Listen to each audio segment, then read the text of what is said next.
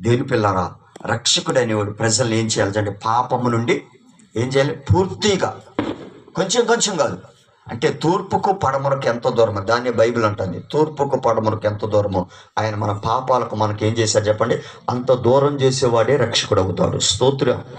ఒకప్పుడు త్రాగుబోతు, ఒకప్పుడు దొంగ, ఒకప్పుడు భయంకరమైన వ్యభిచారి ఆ యేసుక్రీస్తుని రక్షకుడుగా అంగీకరించిన తర్వాత వాళ్ళ హృదయాల్లో దానికి సంబంధించిన ఆలోచనలు కానీ తలంపులు కూడా మనసుకు రాకుండా చేయగలిగిన, విడిపించగలిగిన శక్తి ఆయనకు మాత్రం ఉన్నప్పుడు ఆయనే రక్షకుడు అవుతాడు. దేవునికి స్తోత్రం.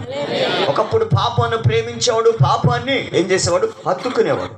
యేసుక్రీస్తుని రక్షకుడుగా అంగీకరించిన తర్వాత ఆ పాపపు ఛాయలు కూడా ఏం కనపడకూడదు, మనిషిలో కనిపించకూడదు. అప్పుడు అతడు ఏమవుతాడు చెప్పండి? రక్షకుడు అవుతాడు. రోజున ప్రియ దేవుని బిడ్డలారా, మనం ఆరాధిస్తున్నటువంటి యేసయ్య ఒక ప్రాంతానికి కాదండి, సర్వలోకములో ఉన్న మానవులందరికీ ఆయన రక్షకుడై ఉన్నాడు. స్తోత్రం. మొన్న దినాన దేవుని బిడ్డలారా, మన రాష్ట్ర ముఖ్యమంత్రి గారు రేవంత్ రెడ్డి గారు ఒక మాట అన్నాడు. ఏమన్నారంటే, ప్రపంచ ప్రజలందరూ కూడా చేసుకుంటున్న ఏకైక పండగ ఇది చెప్పండి?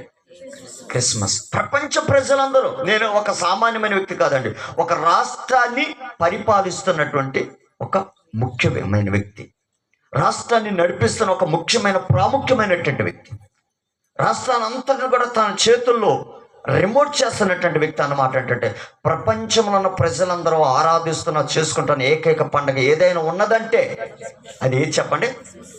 క్రిస్మస్. చపలగొడి ప్రభుని గారు పడుతున్నాం.